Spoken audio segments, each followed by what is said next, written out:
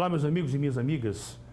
Estamos iniciando mais um Momento Jurídico, aquele encontro nosso semanal, onde nós procuramos trazer pessoas importantes do nosso meio social, em todas as áreas, na área jurídica, na engenharia, na música, na sociologia, na ciência política e na medicina, na odontologia também. Mas hoje nós estamos trazendo um médico proficiente na sua esfera de atuação e com uma base intelectual muito importante. Nós o convidamos, ele abriu lá um espaço também nas suas atividades e veio conversar conosco aqui. Vamos tentar conversar com ele sobre o aspecto da nossa política de hoje no nosso país e vamos falar também da medicina, nas suas expectativas, das suas projeções, enfim, vamos conversar com uma pessoa gabaritada e que tem todos os motivos para emitir conceitos e opiniões.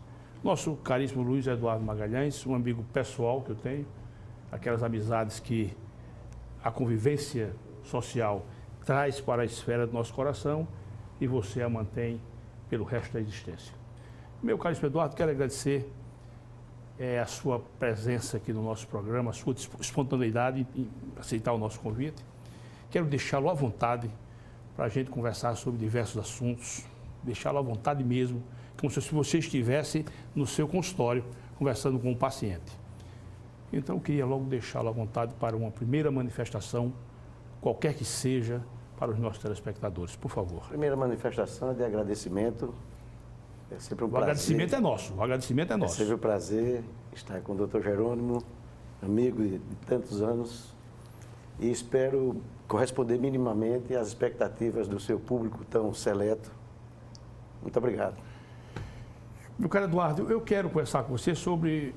Eu sei das suas... Eu sei do seu acompanhamento, né, dos momentos, das quadras do nosso país no que respeita à política de gestão. Eu não quero conversar com você sobre isso, quero conversar também sobre medicina, mas eu inicio lhe lançando a primeira pergunta. Como é que está hoje? Você nunca perdeu um liame de contato com o mundo acadêmico. Como é que você vê hoje a formação dos médicos em nosso país? Que não é fácil. Formar um médico não é fácil. Formar um médico não venho dizer que é fácil, porque não é. Existe uma série de pré-requisitos, uma série de condições que devem estar ao derredor do estudante de medicina. E isso me preocupa muito e me chama sempre a atenção, quando não, me deixa em estado de perplexidade. Como é que está a formação dos nossos médicos hoje?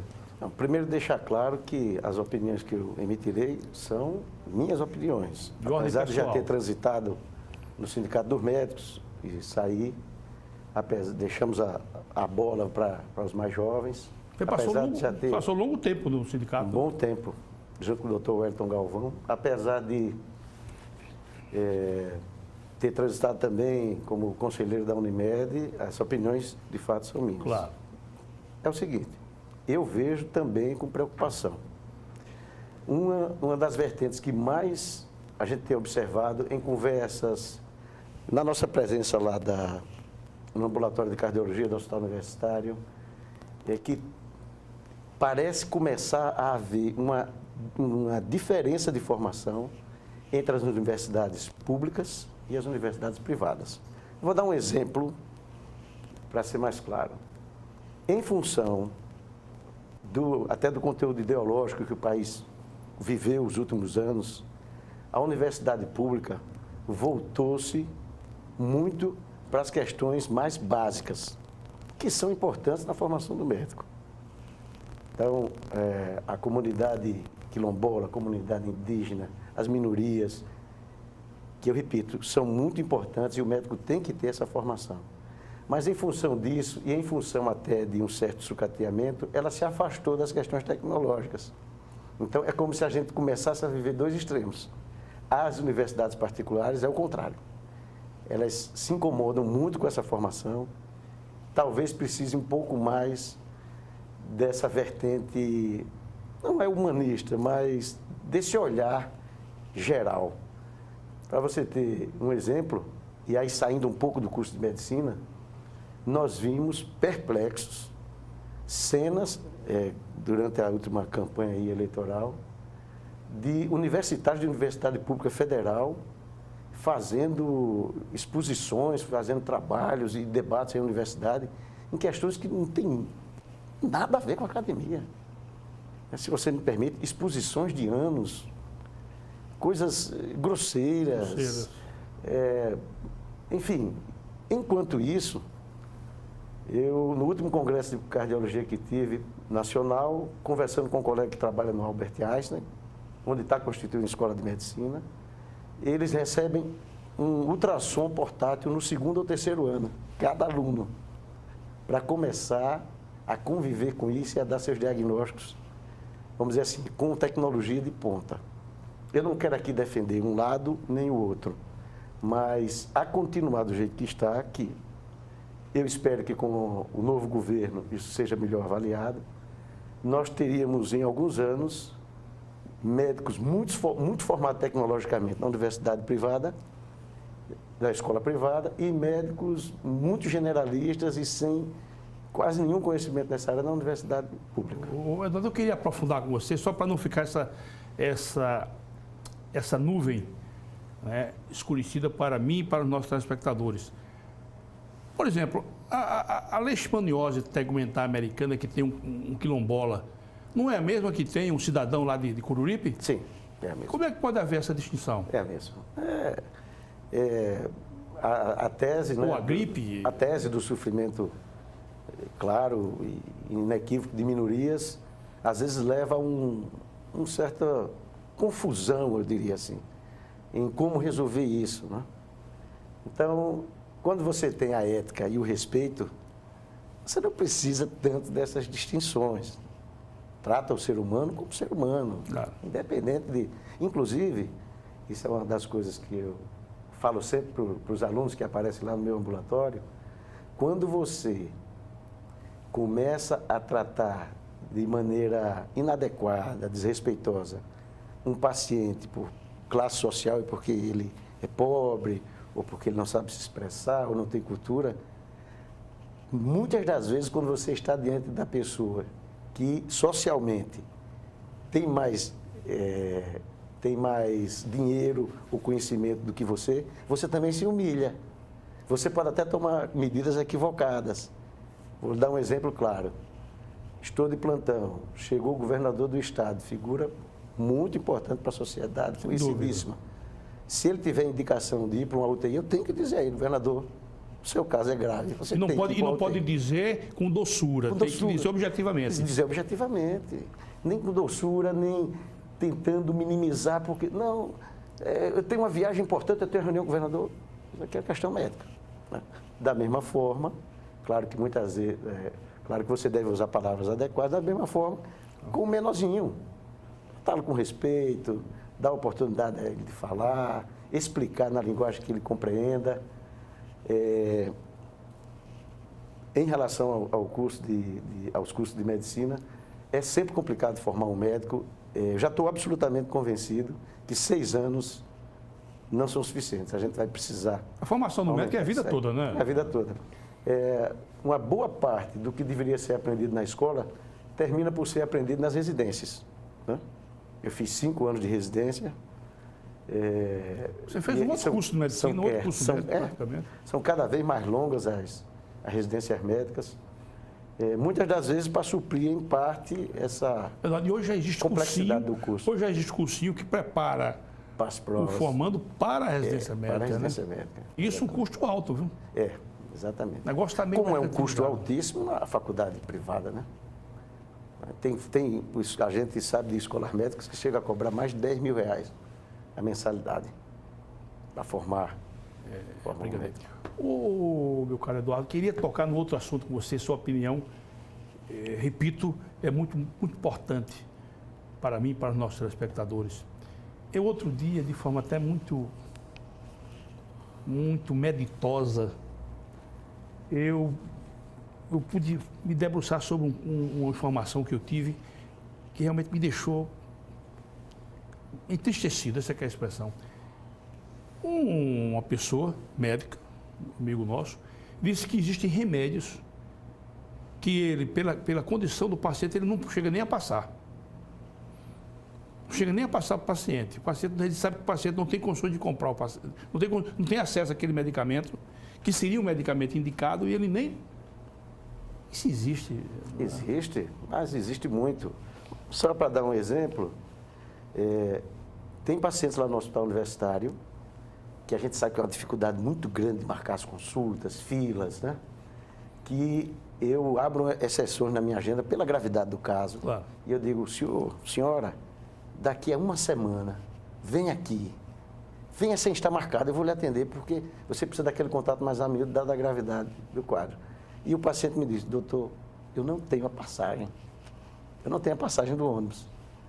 Então, ele recebe essa chance de ter um melhor tratamento e não consegue vir porque não tem dinheiro para comprar passagem. Em relação aos medicamentos, isso existe. A minha maneira de ver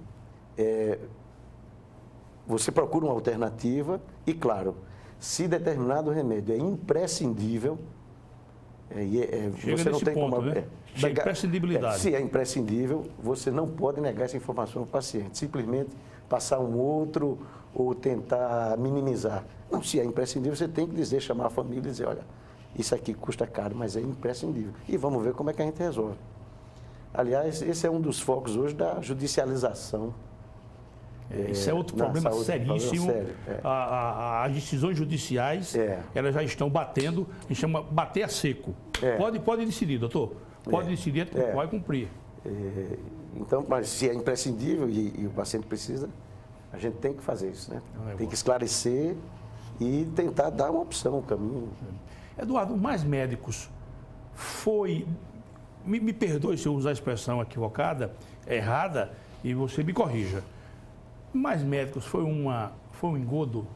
Da minha visão, sim. Foi uma grande enganação, né? Porque o princípio de oferecer mais serviços médicos à população, ninguém pode questionar isso. Agora, a maneira que foi feito, né? Então, as informações que a gente tem é que muitos não eram médicos, alguns eram médicos, mas com a formação aquém, por exemplo, a que nós temos aqui no Brasil, daí a recusa a fazer a prova do Revalida, né? Revalida, né? Nesse interim, o próprio Ministério da Saúde é quem dava autorização, usando um termo mais popular, escanteando o Conselho Federal de Medicina. Aquilo foi um monumental desprestígio. Monumental desprestígio. Para a classe médica monumental toda. Desprestígio. Não bastasse tudo isso, transferência inequívoca de renda para Cuba. A OPAS entrou como parceiro e da informação que eu tenho é que 10% a 20% do contrato foi pago diretamente à Organização Pan-Americana de Saúde. Então, realmente foi tudo equivocado. A gente tem conhecimento de coisas absurdas. Só para complementar, inclusive, com todo mundo sabendo, o governo, nós, tudo, que a maior parte da renda ia para Cuba. Não ficava com o médico que exercia seu trabalho. Eduardo, o nosso programa aqui não é político. E eu estou dizendo isso com a categoria de que não tenho nenhuma expectativa com relação à política, não quero nada. Me permita, eu também, viu? Mas eu acho que o que o partido que esteve à gestão do nosso país nos últimos anos, na última década e pouco, teve, em certos aspectos, uma conduta quase que criminosa. Eu estou dizendo isso aqui com a maior tranquilidade e não vou perder um segundo do meu sono. Pelo que a gente soube, por exemplo, essa questão do desprestígio, do Revalida, por que se negar a fazer o Revalida? Exatamente. Eu tomei conhecimento que um dos médicos que veio para cá se dirigiu ao paciente assim, se você estiver com febre, não me negue. Quer dizer, o médico dizer para o paciente, se você estiver com febre, não me negue. Febre, que é uma coisa que ele pode perceber. Você imagina que muitos desses médicos conseguiram desenvolver uma boa relação médico-paciente, né? Em comunidades que não tinham acesso, como existe até hoje, aos médicos. Então, claro que ele criou uma empatia. E claro que o depoimento de muitos da comunidade vai ser favorável. Mas, se a gente analisar friamente a eficácia, a prescrição dos medicamentos, o acompanhamento, mesmo a solicitação de exames, muitas aberrações na mesa. Tanto é que eles foram embora e não houve uma falência. Porque o que eu pensava, eu digo, pronto, faliu, agora faliu tudo, vai morrer gente agora, de brincadeira. Inclusive, a alternativa que o Conselho e as entidades médicas ofereceram, e está aí em discussão, é criar a carreira de Estado para médico. Já é um assunto antigão, né? É antigão. Mas a gente tem esperança que com o novo governo isso vá adiante. Isso fixa, então, o médico no interior. Ele sabe que vai receber um salário justo. Ele sabe que não vai ficar dependendo da política local, se o prefeito é A ou B. Ele sabe que vai ter uma carreira. Nós acreditamos que isso seria uma grande valia para essas comunidades mais afastadas. O meu caro Eduardo, agora é preciso também dar condição ao médico. Sim. Porque de nada adianta, por exemplo, eu vou pegar só um exemplo aqui. Você manda um médico, por exemplo, para Senador Rui Palmeira, aqui, fica ali naquele triângulo ali, Olivença, Santana, Tapera, e não dá a menor condição a ele. Ele vai munido de quê? De um estetoscópio. Estetoscópio, a esperança e uma caneta. E uma caneta Biczinha carregada, né? Carregada. Não tem sentido, tem isso? Não. É lógico que você não tem como colocar toda a estrutura em todos os municípios, mas a ideia de consórcios de municípios me agrada muito. Então, você definiria uma micro-região, uma cidade sede, e ali você equiparia aquela cidade próxima, né? Claro. Para quando houver a necessidade de uma radiografia, um ecocardiograma, um raio-x... Você não chega nem em ressonância magnética, né? Não. Se hierarquizar direitinho o sistema, é como os municípios já estão fazendo, por exemplo, com a terceira fronteira, que é o lixo. Né? Já há municípios agindo em conjunto para os aterros sanitários. Eduardo, nenhum gestor, ou municipal, ou estadual, não importa, nenhum gestor nunca lhe chamou não para ouvir. Doutor Eduardo, eu sei da sua formação, porque você tem uma formação que, honestamente, pode igualar com você, né? Eu estou dizendo porque te conheço, você esteve lá no Dante Pazanese, você esteve no Hospital da Marinha, você esteve em centros de ponta. Então, você tem condições. E você também teve em contato com uma parte, vamos dizer assim, menos favorecida. Ninguém nunca lhe chamou para dar uma opinião. Eu quero uma opinião sua. Como é que a gente vai fazer isso aqui? Essa ideia do município, essa é muito interessante. Por exemplo, lá na região que eu te falei, tem ali Santana de Ipanema, tem um grande hospital. Como é que está aquele hospital? Você tem conhecimento? Não, ultimamente não. Era uma esperança de que, de fato, ele se tornasse um polo, mas ultimamente eu estou sem notícias do hospital, como é que ele anda. Eu vou dar um chute, viu? Sim. Acredito que não esteja muito bem das Pelo amor, o que ali pegava, repara só, Ouro Branco, Maravilha, justamente os municípios Poço das Trincheiras, aí saindo ali pegava Olho d'Água das Flores, Carneiros, Senador Rui Palmeira. Sem dúvida.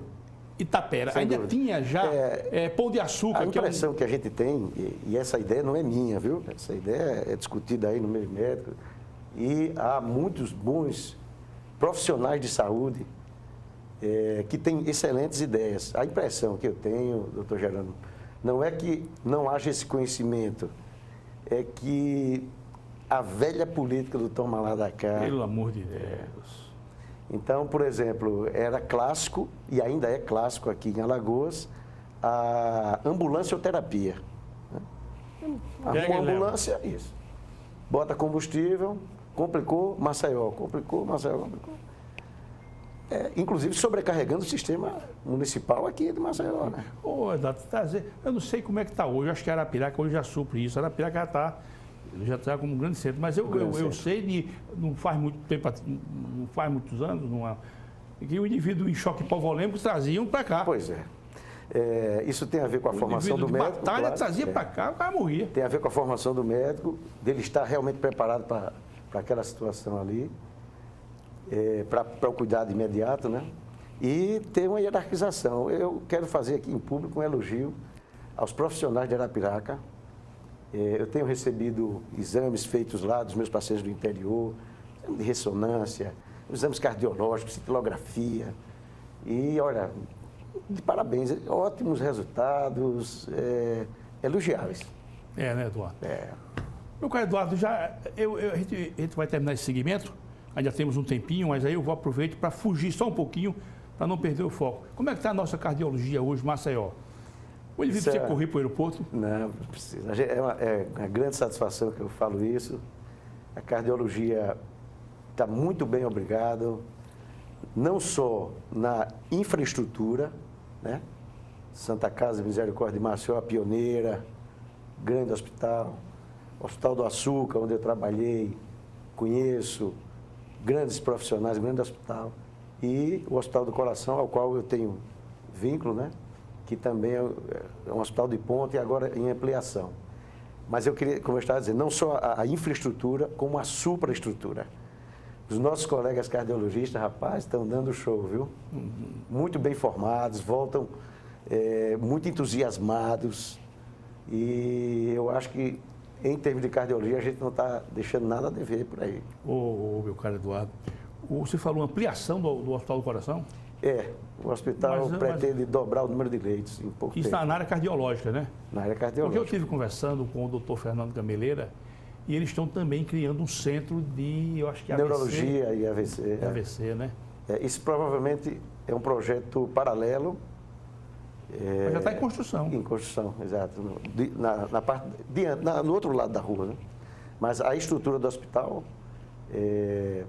já está sendo... Inclusive, houve a inauguração de uma UTI nova lá, com mais leitos, melhores equipamentos, está uma belezura. Quer dizer, se Parabéns. o indivíduo tiver qualquer problema cardíaco, ele poderá ser atendido aqui sem precisar, colocar ele numa UTI. Aliás, aproveitar e também fazer um elogio que até alguns anos atrás nós não tínhamos esse tipo de atendimento, por exemplo, de um infartado, de você desobstruir a artéria que causou o infarto com cateterismo, né, com angioplastia, com stents.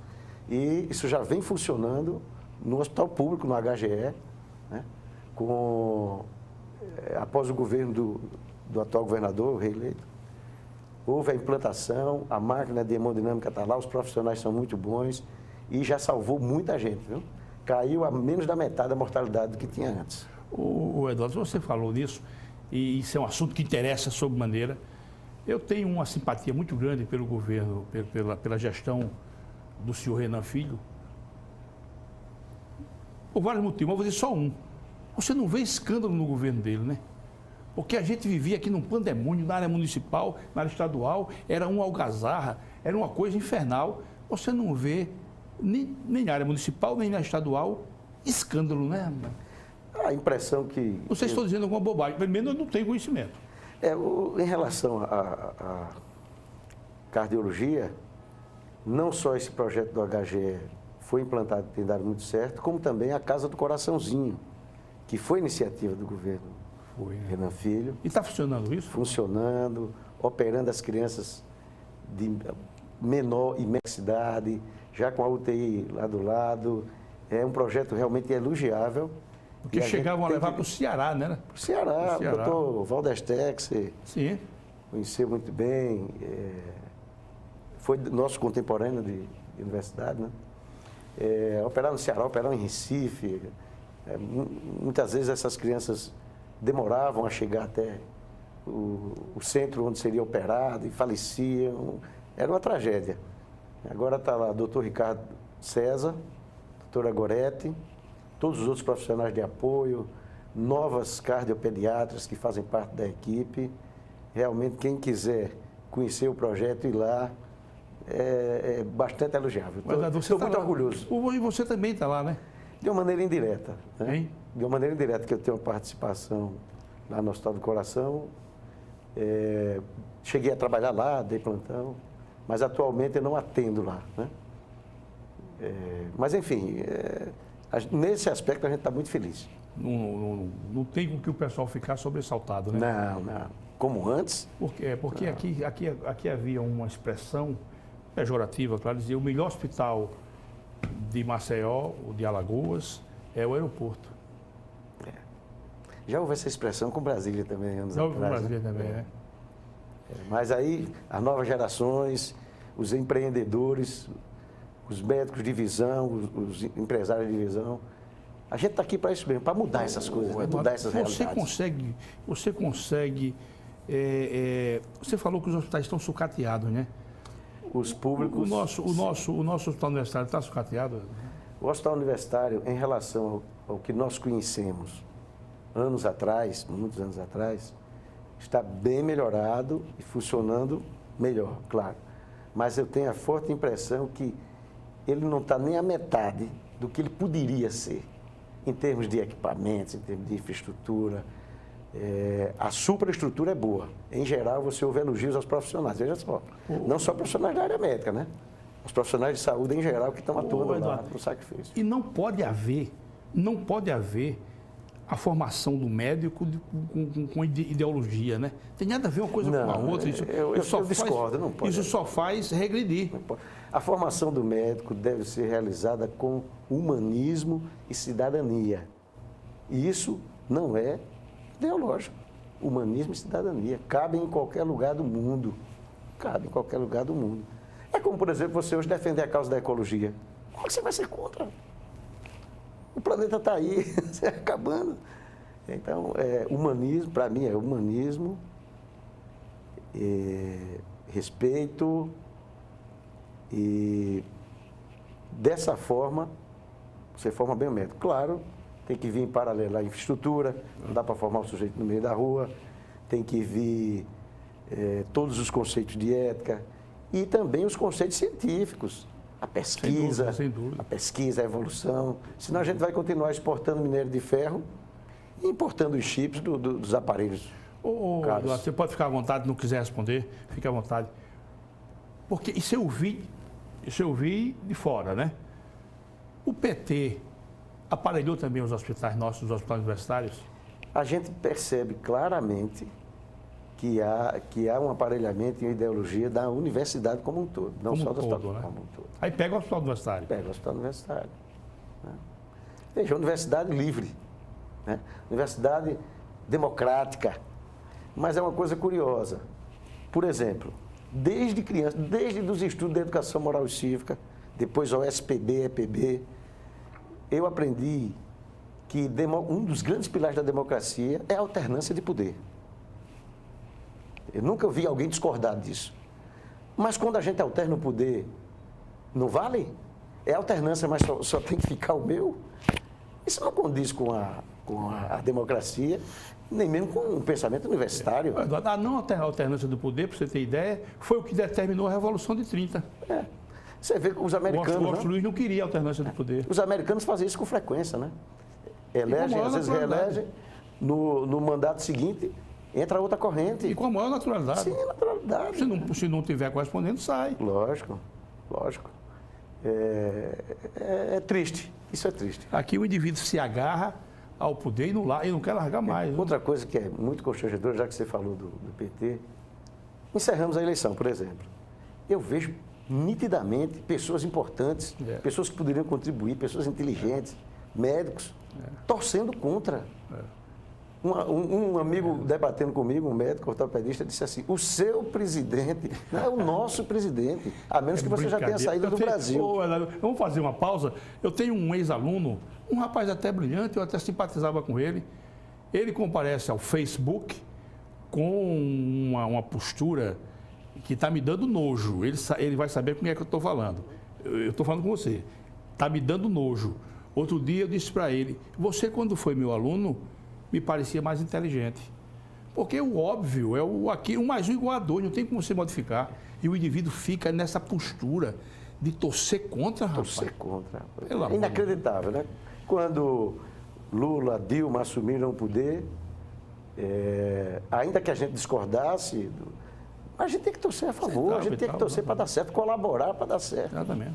Eu nunca votei no nosso ex-presidente Lula, nunca votei. Nem Confesso que na primeira eleição nunca votei. Fiz campanha. Isso aí eu não vou perder um minuto do meu sono. Eu vou morrer sem ficar com nenhuma ressalva.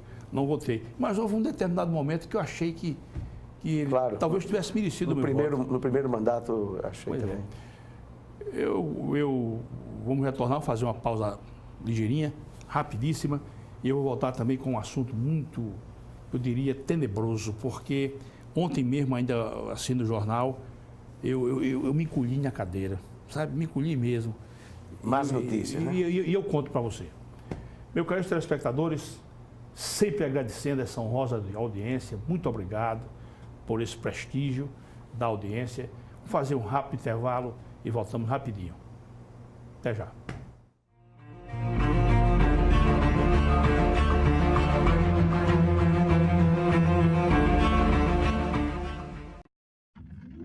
A CL Investimentos é uma empresa que trabalha com imóveis próprios. Quando precisar locar ou comprar um imóvel, procure a CL Investimentos. Aqui só locamos e vendemos imóveis próprios. Por isso damos garantia de um investimento seguro. ACL Investimentos, Rua Durval Guimarães, Edifício Leonardo da Vinci, Ponta Verde. Fone 3327-3911. Quando o assunto é o seu carro, além de escolher a marca líder, escolha também a concessionária que faz mais por você. Por isso, a Blumari oferece o melhor atendimento em serviços, peças e acessórios. E ainda tem as melhores negociações, sendo totalmente certificada pelos padrões Fiat de qualidade e líder de mercado em seu segmento. Fiat Blumari, a marca do seu carro. Avenida Gustavo Paiva, Mangabeiras. O filé do Zezé é a melhor opção. Temos um cardápio variado de churrasco e comida caseira. Churrasco de picanha preparados de um jeito todo especial. Zezé em Casa, 3313-4004.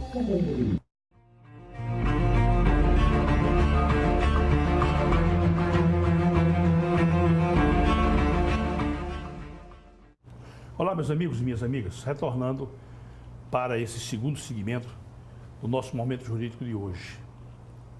E tendo como convidado o nosso caríssimo Luiz Eduardo Magalhães, um grande médico aqui do nosso estado, na área da cardiologia.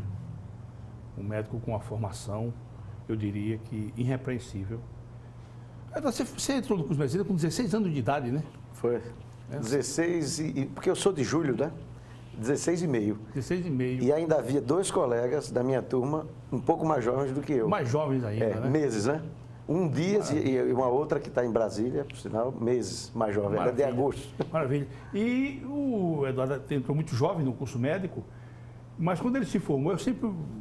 outros fizeram isso também, claro, mas como você está aqui conversando, eu vou dizer isso. Fez praticamente um outro curso de medicina só para dar o que chama de polimento. Isso. A residência médica, importantíssima. A residência, maravilha, maravilha, maravilha, meu caro Eduardo. Agora, eu queria te iniciar perguntando o seguinte. Eu estava vendo o Jornal Nacional e, às vezes, o jornal traz fatos e situações que realmente me incomodam. Eu vi uma senhora chorando, o marido dela, já idoso, ela idosa e ele idoso, com problema de próstata, com cânulas e tal, e uma situação realmente deplorável. E ela chorando, dizendo, vão deixar o meu marido morrer, ele está nessa situação, há um ano que ele está para ser operado, e o cidadão assim, em estado quase que eu diria catatônico, sabe? Assim. Aquilo me comoveu muito. Meu caro Eduardo, tem saída para a saúde coletiva nossa? Tem uma solução, pelo menos a médio prazo, Eduardo? Você consegue ver isso? Nós da área de saúde temos que acreditar que sim. Temos que acreditar que sim. Eu, particularmente, acho que tem saída. Os 2 pilares são muito conhecidos. Ninguém ainda conseguiu fazer isso de maneira eficiente. Financiamento, na minha opinião, quem diz que não precisa de financiamento está equivocado. Há aparelhos, equipamentos sucateados, há necessidade de ampliação, a tecnologia chega a crescer 14% o custo ano.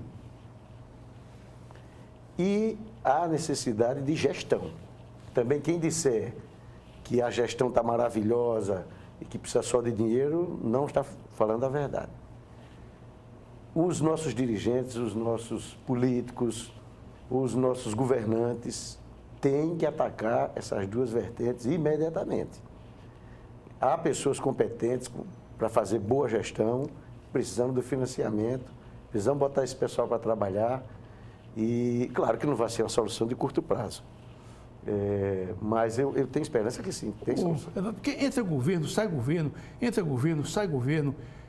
Aliás, nesse aspecto eu vou pensar uma declaração do ex-presidente Luiz Inácio Lula da Silva, que hoje eu vejo realmente que ele não pode ter sido uma coisa boa. Porque ele colocou, naquela dicção dele, ele colocou uma esperança tão grande no meu coração e no coração de tanta gente. Isso é um estelionato. Eu vou acabar com as filas. Eu disse, Doutor Gerando, isso é estelionato. estelionato. Eu disse, o homem é esse. Eu vou acabar com as filas. Eu digo, pronto, esse é o homem. Assim, tudo se me permite, nesses meus anos de medicina, a gente já fez 31 anos de formado agora, talvez quem mais se aproximou dessas duas vertentes tenha sido o doutor Adib. Quando ele foi ministro e teve a ideia da CPMF, ele convocou um bom grupo de gestores na época e conseguiu financiamento. Eu não estou dizendo que essa maneira de ter o financiamento é correta ou não é. Estou dizendo que ele achou uma maneira de ter. Eu digo financiamento sem comprometimento Sim, é o ideal. exatamente. Enfim, mas talvez ele tenha sido quem mais... E ele tinha uma frase ótima, rapaz, que todos nós devíamos guardar essa frase. Nada resiste ao trabalho. Ele era do Acre, né? Ele era acriano. Acriano. Impressionante. Faz muita falta para a cardiologia brasileira. Mas é fácil acabar com essas filas? Eu quero ver se resolve isso aqui. Não, fácil não é. Fácil não é. Mas é possível. E por que não é? Não é pelo estágio que nós alcançamos. Pelo menos eu quero ficar só na consulta. Eu vou lhe dar um dado. Um minutinho. Eu quero ficar só na consulta. Pronto. Aí não é fácil acabar. A consulta não tem remédio, não tem nada. É só para o médico examinar. Não é fácil. Vou lhe dar um dado. O número de leitos do SUS nos últimos 10 anos reduziu em mais de 20 mil. Pelo amor de Deus. Reduzir leito do SUS, amigo. Aí tem uma situação como essa, que o paciente precisa fazer uma prostatectomia. Muitas das vezes, ou algumas vezes, ele está com aquela sonda, com aquela dificuldade com a próstata por um câncer, e que ele pode perder o momento ótimo de se operar e de ficar curado. Um câncer não pode esperar 8, 10, 12 meses para ser operado. Então, não é simples, mas eu acredito que nós temos bons gestores, de boa formação, para a gestão em geral e especialmente para a saúde, e nós vamos conseguir esse financiamento. Eu tenho esperança que o governo atual consiga melhorar isso. Nós temos médicos para isso, Eduardo? Temos médicos para isso, e aí voltamos àquela questão nossa do começo da conversa, que é a formação. Mas número de médicos temos. No caso, o número de escolas de medicina aumentou. No caso ali do Pan Salgadinho. Alagoas vai formar 600 médicos em 6, 8 anos por ano. Por ano, né? Sim, só Alagoas. Na época que eu estava no Rio de Janeiro, em 86, 80, já havia lá, no estado do Rio de Janeiro, mais de 10 escolas de medicina. Então, eu não tenho... Quantidade não vai ser problema. A gente precisa de qualidade. E o médico que a gente julgar que não tem qualidade, isso é uma questão muito importante. A gente tem que dar qualidade a ele, treinar. Então, eu sempre digo isso também lá na academia. Diz, olha, mais importante do que você fazer uma prova, por exemplo, para um concurso, para o pronto-socorro, para isso, para aquilo, ser aprovado e parar de estudar, mais importante é a educação continuada. Se a gente está detectando alguém que está falhando, vamos corrigir, vamos fazer cursos, vamos estimular aos congressos, aos debates, vamos fazer aula. A educação continuada é demasiado importante. Eduardo, o SUS, Sistema Único de Saúde, é uma utopia? Na minha opinião, se você me perguntasse isso há 20 anos atrás, eu ia ficar com você. Mas agora, com a idade que eu estou e com esses anos de medicina, sim. Eu tenho um princípio básico comigo, que nada deve ser gratuito. Nada. Absolutamente nada. Agora, veja, Eduardo, se o sujeito só puder pagar 50 centavos, 50 centavos. Não pega esse raciocínio. Em Portugal, por exemplo, eu tenho um grande amigo que morou lá, em Portugal. Ele disse que em Portugal todo mundo contribui. Ou com R$5, ou com R$10, se puder contribuir mais. O sujeito está numa situação limite, deplorável, não tem nada, não tem... A gente atende ele, claro, aí vem a questão da ética, do humanismo que a gente conversou antes. Mas logo que ele saia dessa situação, você só pode dar 20 centavos, me dê. Me dê, que é para botar no bolo e a gente poder atender todo mundo bem. Eduardo, Sistema único com portas abertas. Eduardo, eu estou sendo muito franco com você. Quem me conhece sabe. Se é para mim, se melhora o SUS com contribuições assim, eu já quero dizer que eu dou uma contribuição mensal. Não precisa brigar comigo, não. Eu dou a contribuição mensal. Seguramente muitas pessoas fariam isso também, claro. Pois é, rapaz. Que a gente já dá através dos impostos. Né? Sim, mas aí a gente... Aí vem a questão da ética e da gestão, a carga que extrapola a tributária, saúde, né? A carga tributária Altíssima, é pesada. Mas isso não impede de, no caso específico, você dizer, eu vou dar minha contribuição. Não pode continuar isso. Por isso que a saída do doutor Adib foi genial. Não quero aqui dizer que está certo ou está errado. Há discussões. Talvez devesse ser por um tempo, né? Até o sistema se consolidar melhor. Mas, imagine, já na época, acho que ele foi ministro do Fernando Henrique. Quando ele implantou, ele conseguiu, salvo engano, 16 bilhões ano para financiamento. Mas o governo foi capaz de tirar 12 do que dava para a saúde e cobrir com a CPMF. Compreendeu? Claro. Ele não deixou aquilo como um acréscimo. Ele aproveitou que veio esse volume e diminuiu do que contribuía do Agora, uma outra coisa aqui, você falou no doutor Adib Jatene, que Deus o tenha, mas o que me chama a atenção, não sei se é o caso dele, é o gestor permanecer. Discordar de uma política e não ter o que se chama de dignidade, altaneirismo para dizer, olha, me dá o meu boneco, eu quero cair fora. Não ficar no ambiente onde ele não se sente confortável. E você me fez lembrar agora, doutor Gerando, uma coisa extremamente importante que tem a ver também com o que a gente já conversou aqui. É necessária a continuidade das políticas. Até a denominação das unidades ficou diferente. Se era do PT, era chamado de UPA, o outro chama de unidade de atendimento, de uso.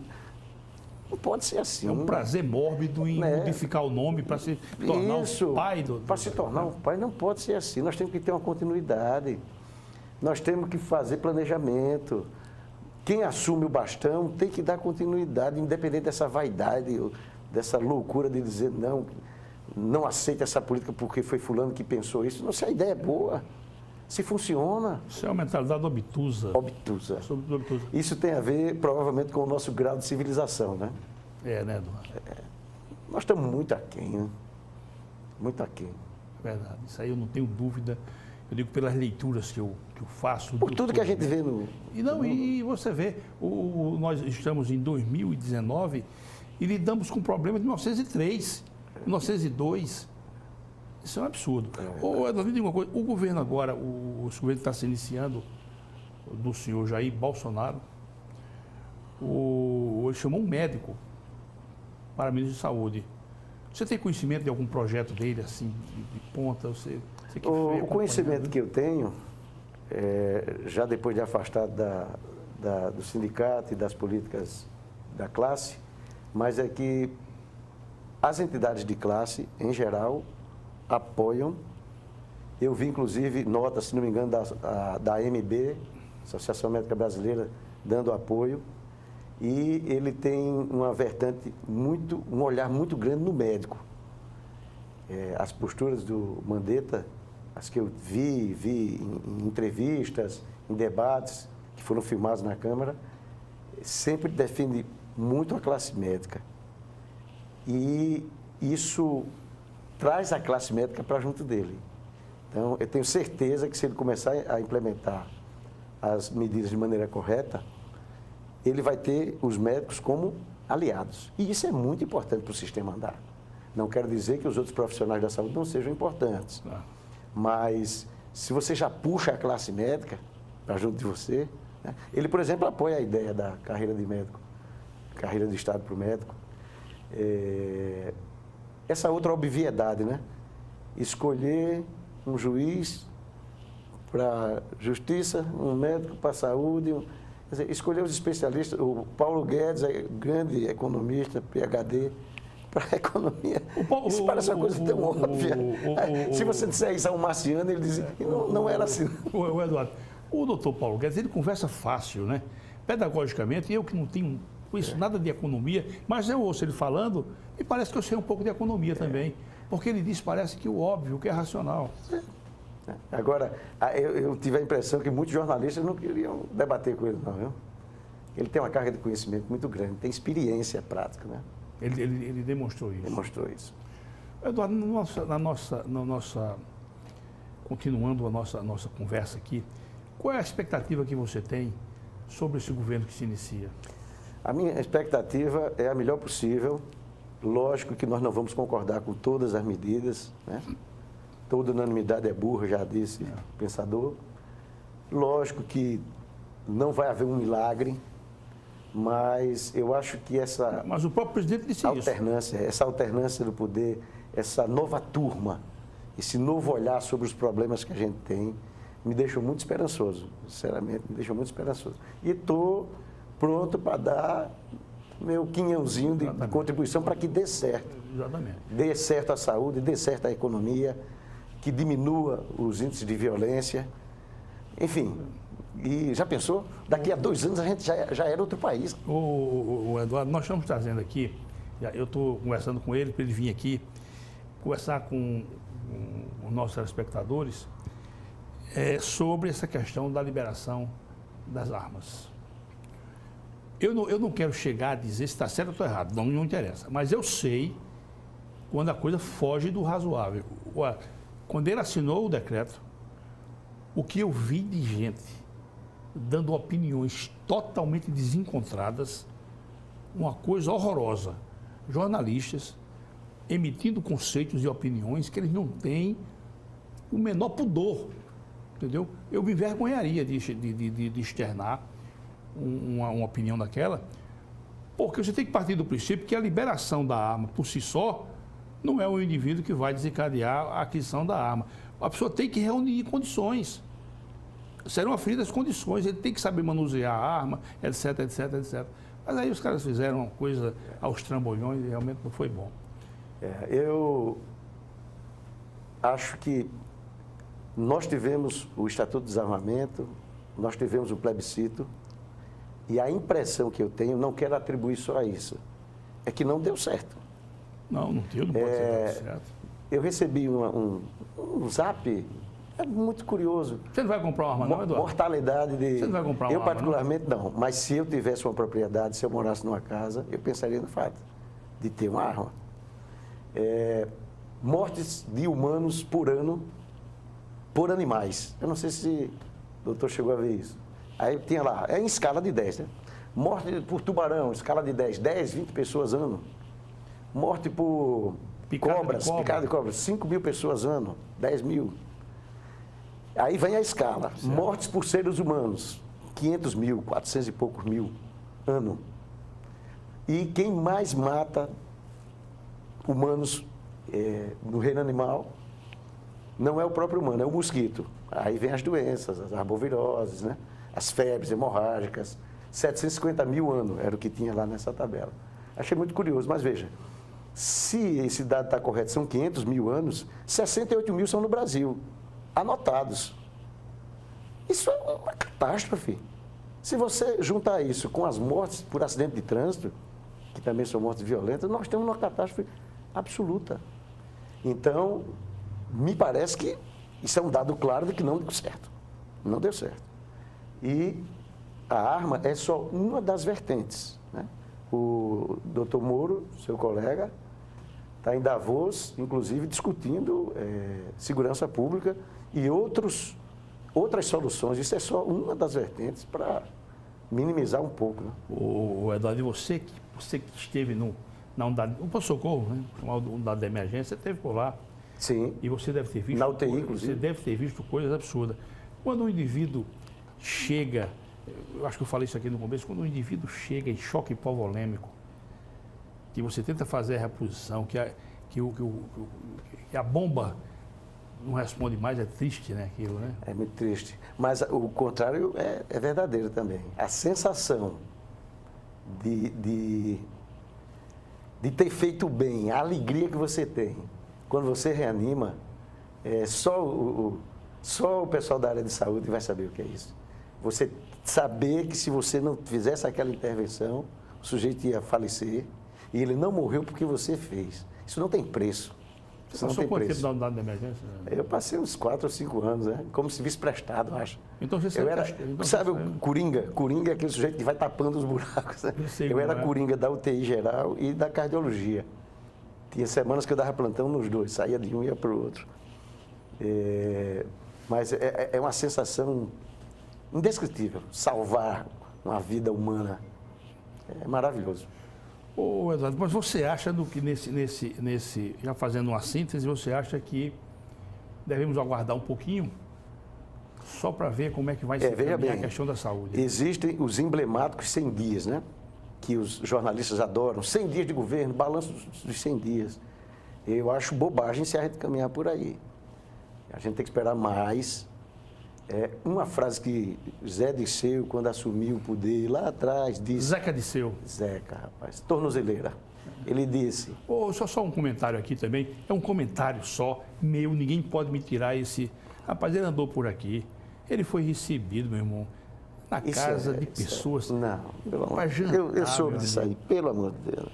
Bom, Para jantar, houve um jantar. horrível. Rapaz, pelo amor de horrível, Deus. horrível. Mas ele disse, eu lembro, numa reunião, ele disse, nós vamos dar um cavalo de pau num Boeing lotado. Você lembra disso? Que era a guinada que eles iam dar no país. Nós vamos também ter que dar um cavalo de pau num Boeing andando, cara. Mas nós vamos conseguir. Nós vamos conseguir. Em relação ao apoio popular, eu não tenho dúvidas. Se de fato começa a diminuir o desemprego aí de 13, 14 para 7, para 8, para 9, se você começa a andar na rua e já não toma o celular de ninguém e não viu mais uma cena de violência e você percebe que o comércio está andando, isso vai criando um espírito positivo em todo mundo, rapaz. Um espírito otimista. E lógico que vai mudar, lógico que melhora. Você vai percebendo isso das pequenas coisas, né? Pequenas coisas. Eu, honestamente, Eduardo, digo uma coisa. Não gostaria, e acho que não vou ver escândalos. Porque, olha, a gente recebeu... É possível que sim, mas a gente precisa saber como é que vai lidar com isso. Tem que lidar de maneira justa. Lava Jato e Petrobras empanturrou. Empanturrou. E ainda se fala BNDES, ainda se fala de Exatamente. Fundos de pensão, fundos etc. de pensão quebrados. Eu quero, Quebrados. honestamente, eu rogo a Deus que esse governo não nos apresente esses escândalos. O primeiro passo para isso, me parece, foi tentar sair desse viés político e colocar Exatamente. técnicos para fazer o trabalho técnico. Exatamente. Isso é tão óbvio, né? Exatamente. Olha, Estou vendo aí esses... Doutor Jerônimo, esses- eu tenho um outro lema na minha vida. E eu digo isso para os meus filhos. Os amigos não aguentam mais nem ouvir isso. Quando qualquer pessoa perde a capacidade de enxergar o óbvio, está morta. Se eu olho para que digo, não sei que isso é uma estatueta, e alguém me convence que é uma bola, ou que é uma janela. Você não, chegou Não, no fundo do poço. não enxergar o óbvio.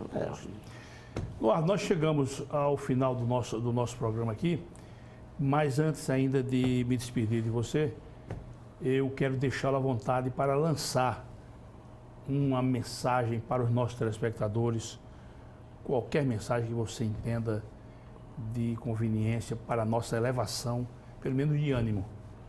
Por favor, Eduardo. Eu espero ter colaborado um pouco com a grandeza desse programa, espero ter correspondido às expectativas e a mensagem que qualquer um de nós, patriota, brasileiro, é de otimismo. Eu estava cabisbaixo, eu estava desesperançoso, mas olha, vamos avançar com esse país, nós vamos melhorar a educação, nós vamos melhorar a saúde, nós vamos melhorar os índices de violência, nós vamos melhorar o desemprego, e isso requer um esforço de todos nós, Vamos para o esforço e vamos para a vitória.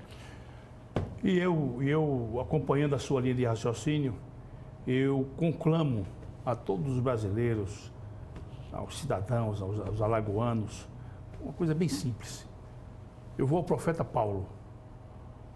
Vamos fazer a nossa parte e vamos combater, vamos enfrentar a boa luta sem perder a esperança. Bom combate, isso. Eduardo, muito obrigado. Sempre Muito uma obrigado, satisfação. doutor Jerônimo. Prazer. Você me orgulha e me honra pela amizade que você me dedica.